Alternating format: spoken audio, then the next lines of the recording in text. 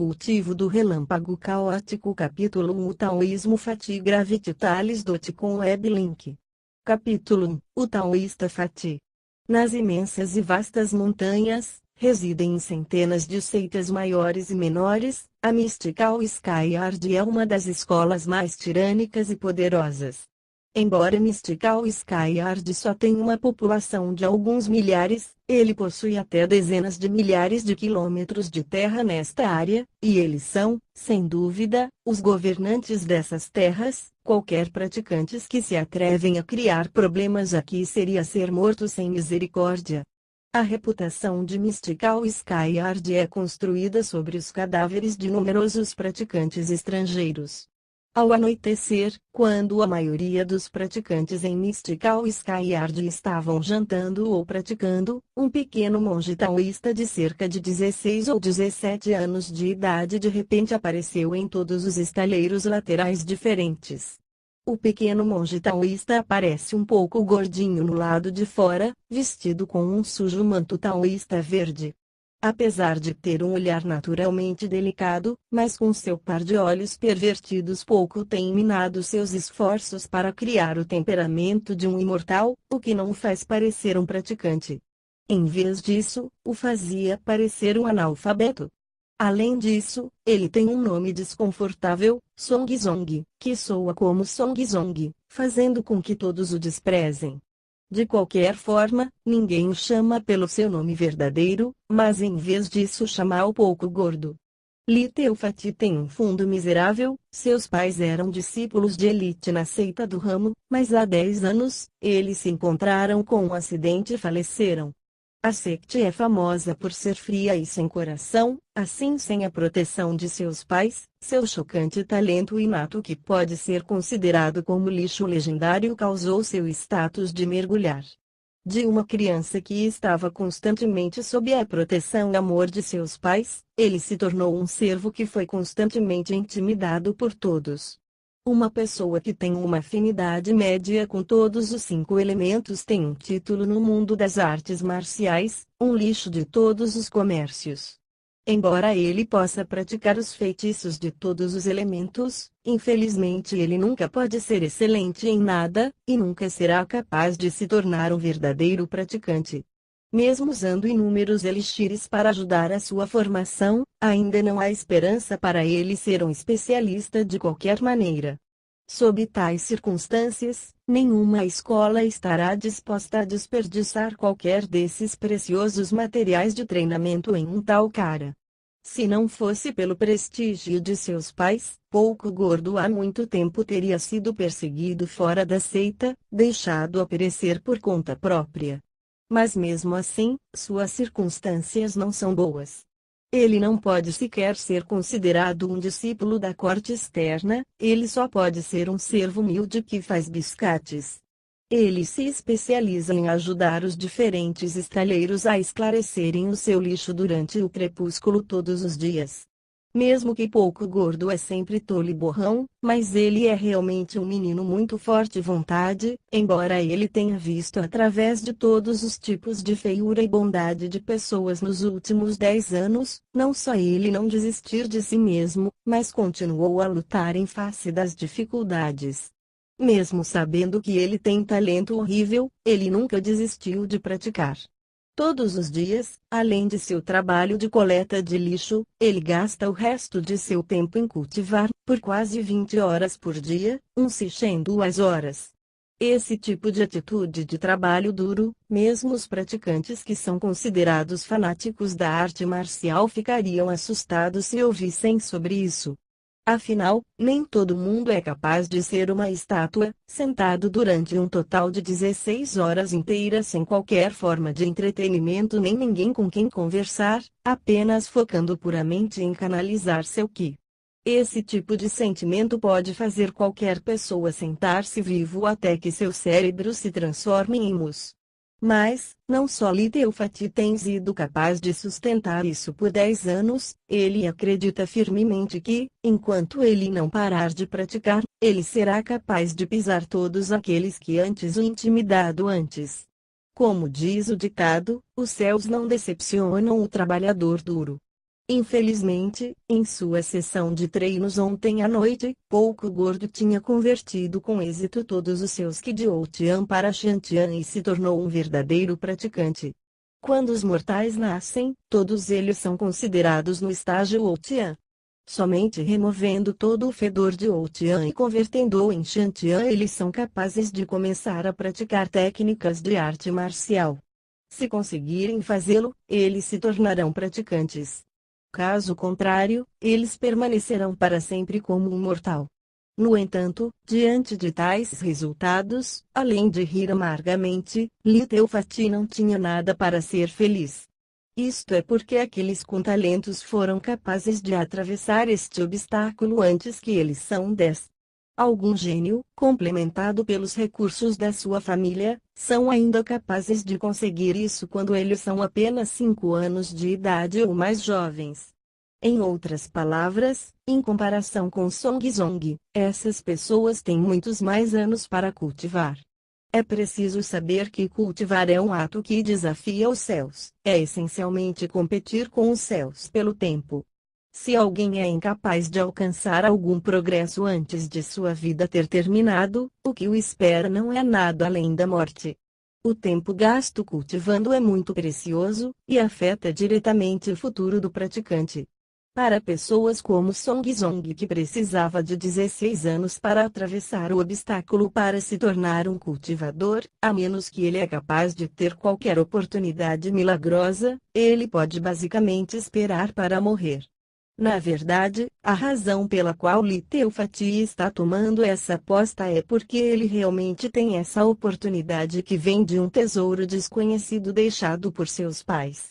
De acordo com seus pais, este tesouro veio de uma caverna antiga, e olhando para a estrutura da caverna, o dono da caverna é susceptível de possuir força suprema. As chances eram de que suas posses fossem extraordinárias.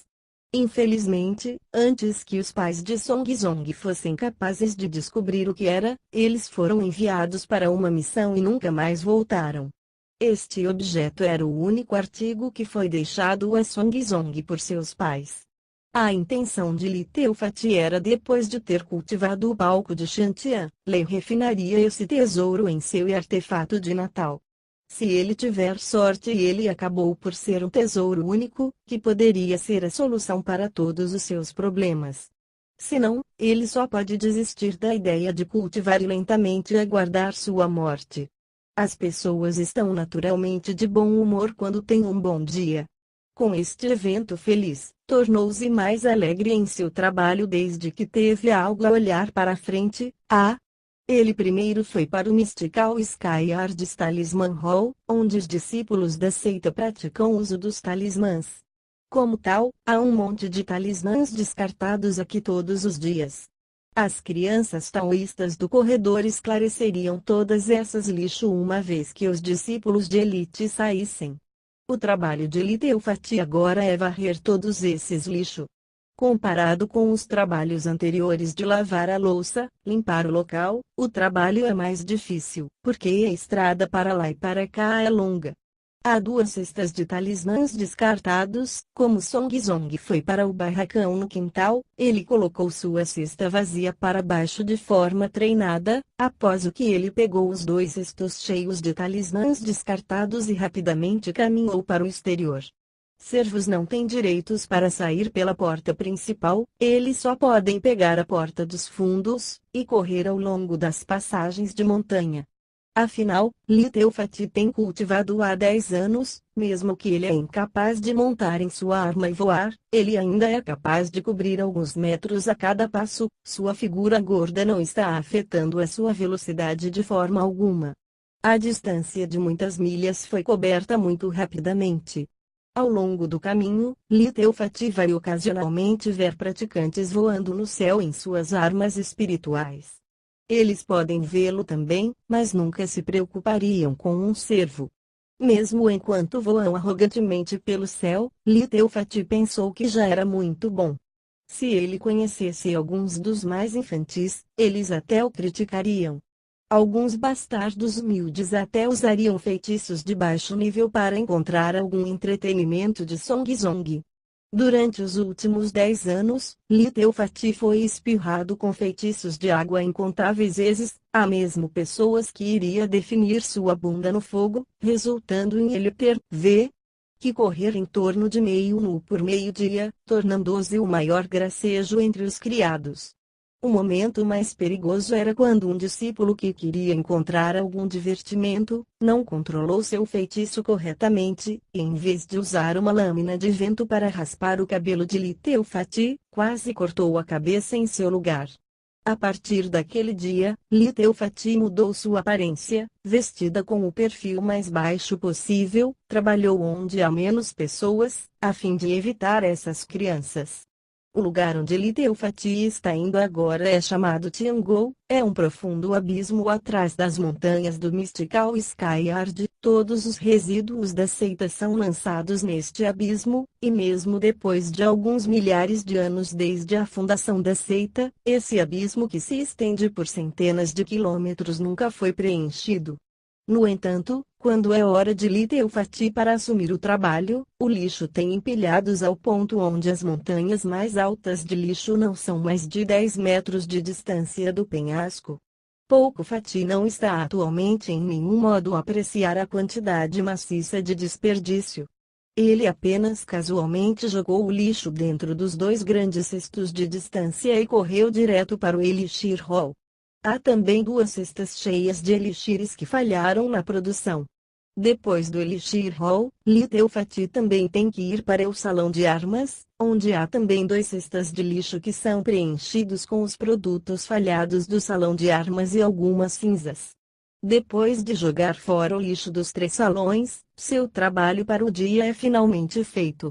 Correndo por centenas de quilômetros dentro de 4 horas, mesmo sendo um praticante, ele também está ofegante e encharcado de suor. Como um cão morto, Littlefatty voltou para sua cabana, sem se preocupar em lavar, imediatamente começou a meditar.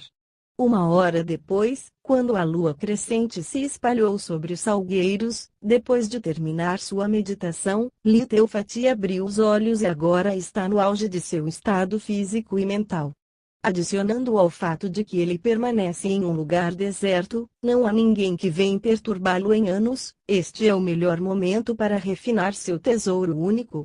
Com cuidado abrindo um compartimento escondido ao lado de sua cama, Littlefatty recuperou uma pérola negra do tamanho de um pêssego. Esta pérola é perfeitamente arredondada, não é nem ouro nem jade. Feito de materiais desconhecidos, não há um único desenho na pérola, e não há nenhum benefício visível para o espírito. Se não fosse pelo fato de que isso foi descoberto em uma caverna antiga, os pais de Littlefatty nem sequer teriam poupado um segundo olhar. Na verdade, mesmo Littlefatty também tem dúvidas sobre se ou não este é um tesouro único, e se ou não poderia ser refinado em um artefato de Natal. Todo mundo só pode refinar um único artefato de Natal em sua vida e é impossível ser alterado. Pode-se dizer que o artefato de Natal de uma pessoa determinaria o caminho futuro que um praticante tomaria. Normalmente, os praticantes esperariam até que treinassem a um certo nível antes de escolherem um artefato de alta qualidade para serem refinados em seu artefato de Natal. Se não conseguissem encontrar bons artefatos, prefeririam não refinar nada, em vez de refinar um artefato com origens duvidosas. No entanto, para Littlefatty, ele não tem espaço para escolha neste assunto. Este é o único artefato com o qual ele pode entrar em contato. Se ele não refiná-lo, ele certamente não teria futuro, apenas aguardando seu tempo esperando a morte. Assim, apesar de refinar isso poderia ser perigoso, ele pendurou-se a essa fatia de esperança para um milagre. Littlefatty acariciou a pérola negra e riu amargamente dizendo à pérola negra, pérola, ó pérola, por favor, não me decepcione. Depois de dizer isso, o rosto de Littlefatty se endureceu com determinação e cortou resolutamente seu pulso com as unhas, pingando sua essência de sangue de Natal na pérola negra. Quando a essência do sangue entrou em contato com a pérola, ela foi imediatamente sugada para a pérola, como se a pérola fosse um monstro com um apetite voraz.